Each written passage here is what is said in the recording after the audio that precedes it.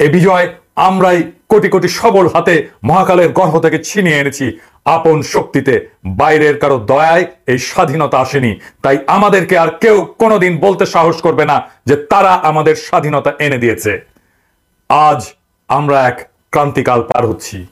এই সময় আমাদের সঠিক সিদ্ধান্ত নিতে হবে আমাদের কাঙ্ক্ষিত রাষ্ট্র নির্মাণের, যেই রাষ্ট্র আমাদের জনগণের আশা আকাঙ্ক্ষা সম্পূর্ণভাবে প্রতিফলিত করবে, যেই রাষ্ট্র হবে মুসলমান, হিন্দু, বৌদ্ধ, খ্রিস্টান, পাহাড়ি, সমতলবাসী, দরিদ্র, ধনী, শ্রমিক, কৃষক, নারী, পুরুষ সকলের রাষ্ট্র।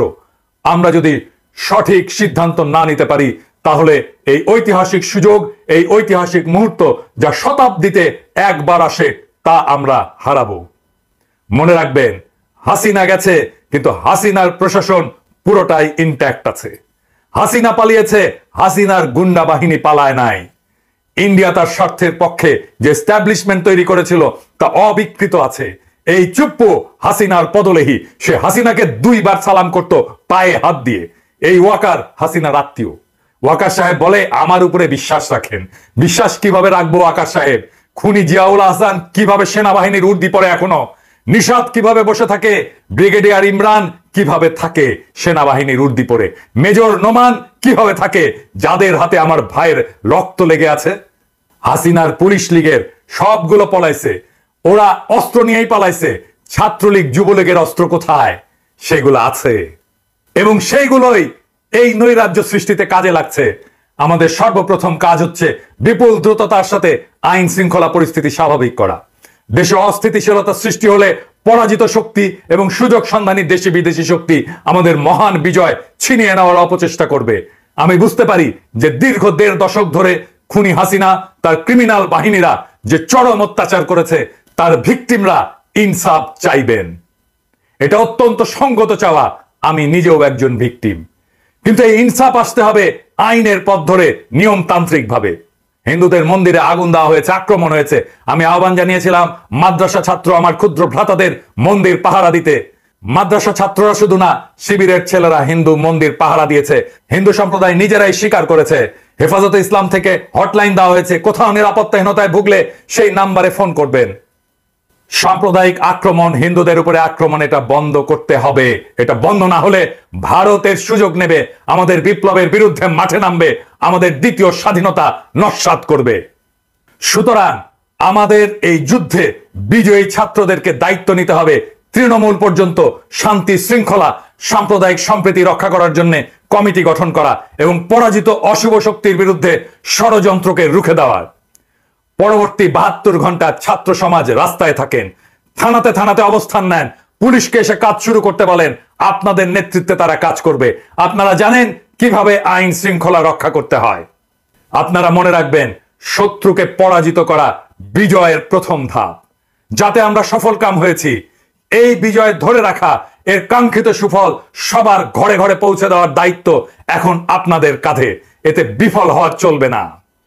এই মুহূর্তে সারা দেশে শান্তি শৃঙ্খলা সাম্প্রদায়িক সম্প্রীতি নিশ্চিত করে আপনাদেরকে এই অগ্রযাত্রার সূচনা করতে হবে। আমি আশা করব সেনাবাহিনী কোনো বিলম্ব না করে ছাত্রদের এই উদ্যোগে সক্রিয় সার্বিক সহায়তা দেবে। এ বিষয়ে আমি হাসিনা পরবর্তী 72 ঘন্টার এপিসোডে বিস্তারিত বলেছি। ওয়াকার সাহেব, আমি হাসিনার পতনের পর যেই ঘটনাগুলো ঘটবে সেটা অনেক আগেই বলে রেখেছিলাম, সিস্টেমেটিক্যালি বলেছিলাম। আপনি এটা দেখবেন টাইম করে, সে অনুযায়ী ব্যবস্থা নেবেন। আমি আপনার কাজ অনেকটাই আগায় দিয়ে রাখছি। আমি উদ্বেগের সাথে লক্ষ্য করছি যে কিছু সুবিধাবাদী বিদেশি শক্তিদের এজেন্ট, এনজিওজীবী, বিগত সরকারের বেনিফিশিয়ারি, 1-11 লেসপেন্সার ইত্যাদি অন্তর্বর্তীকালীন সরকারের মন্ত্রী হওয়ার জন্য ইঁদুর দৌড়ে নেমে গেছে। এই সব অপচেষ্টা রুখে দেওয়া হবে। একই সাথে আমি গভীর হতাশা প্রকাশ করছি যে কিছু রাজনৈতিক দলের নেতৃবৃন্দ তাদের দলীয় স্বার্থ হাসিল করার উদ্দেশ্যে পরাজিত অপশক্তির পদলেহী কুকুর সুপ্পুর চায়ের দোকানে বঙ্গভবনে গিয়েছিলেন। আমি তাদের ছাত্র আন্দোলনকে হাইজ্যাক করার কুৎসিত প্রচেষ্টাকে তীব্র নিন্দা জানাই। চুপ্পু আপনাদের কাছে আসবে, চুপ্পুর কাছে আপনারা যাবেন না। আপনারা জনতা, জনতার হাতে ক্ষমতা, চুপ্পু কেউ না। আমি মনে করি অন্তর্বর্তীকালীন সরকারের রূপরেখা এবং তার গঠনের একমাত্র হকদার হচ্ছে আন্দোলনকারী ছাত্র জনতা, তাদের পক্ষে তাদের সমন্বয়কগণ এবং সেই সাথে শহীদ পরিবারের সদস্যগণ এই কাজের হকদার। আমি সমন্বয়কদের আহ্বান জানাবো যথাশীঘ্রই আপনারা শহীদ পরিবারের সদস্যদের সাথে ডায়ালগে বসে অন্তর্বর্তীকালীন সরকারের রূপরেখা এবং এর গঠন সম্পর্কে আপনাদের মতামত চূড়ান্ত করবেন। আপনাদের সুপারিশই হবে পরবর্তী অন্তর্বর্তীকালীন সরকার গঠনের একমাত্র ভিত্তি। আমরা জানতে পেরেছি কোন কোন স্বার্থান্বেষী মহল, কুচক্রী মহল সমন্বয়কদের নাকি চাপ দিচ্ছে অতি অল্প সময়ের মধ্যে অন্তর্বর্তীকালীন সরকারের বিষয়ে আপনাদের মতামত জানাতে। এরা আপনাদেরকে সুচিন্তিত মতামত প্রণয়নের সুযোগ দিতে চায় না, আপনাদের মধ্যে বিভেদ সৃষ্টি করতে চায়। আপনারা কোনো অবস্থাতেই এই সকল অশুভ চাপকে আমলে নেবেন না এবং এই ধরনের প্রচেষ্টার বিষয়ে সদা সতর্ক থাকবেন। মোদি বাংলাদেশ পরিস্থিতি নিয়ে জরুরি বৈঠক করে, ওরা বসে নাই, আমাদের শত্রুরা বসে নাই। আমি সেনা প্রধানকে আহ্বান করব ছাত্র নেতৃবৃন্দের নেতৃত্বে এই প্রক্রিয়াকে পাশ কাটিয়ে অন্তর্বর্তীকালীন সরকার গঠন করার কোন প্রচেষ্টা করবেন না বা যুক্ত হবেন না। এই প্রচেষ্টা সফল হবে না, সফল করতে দেওয়া হবে না। তাদের উপরে চাপ সৃষ্টি করার অপচেষ্টায় যুক্ত হবেন না। আপনাদের এই সব কাজ করার কোনো নৈতিক অধিকার নাই, আর আমরা মাঠ ছাড়ি নাই। বরং আপনি আপনার কাজ করেন, বন্দী ছাত্রদের, সকল রাজনৈতিক বন্দীদের মুক্তি দেওয়ার ব্যবস্থা নেন, বিশ্ববিদ্যালয়গুলো খুলে দেন, শিক্ষা প্রতিষ্ঠান খুলে দেন, যাতে অতি দ্রুত আন্দোলনের সমন্বয়করা অন্তর্বর্তীকালীন সরকার গঠনের ডায়ালগ শুরু করতে পারেন। আপনার নিজের বাহিনীর খুনিদের উর্দি খুলে নেন, আয়না ঘরের বন্দীদের মুক্ত করে দেন। এতে কোনো ধরনের বিলম্ব মেনে নেওয়া হবে না। কোনো ধরনের বিদেশি এজেন্ট, পরাজিত শক্তির 1/11 বেনিফিশিয়ারি, এনজিওজীবী, সুযোগ সন্ধানী পরগাছা ইত্যাদিরা এই সরকারে কোনোভাবে স্থান পাবে না। কেউ যদি এই সরকারের মধু খাইতে আসেন, পাছার চামড়া তুলে দেওয়া হবে। সেই সাথে এই ধরনের সরকার পরিচালনায় পরীক্ষিত অভিজ্ঞতা আছে এমন দেশপ্রেমিক ব্যক্তিদের দেশ বিদেশ থেকে খুঁজে এনে এই সরকারে স্থান দিতে হবে।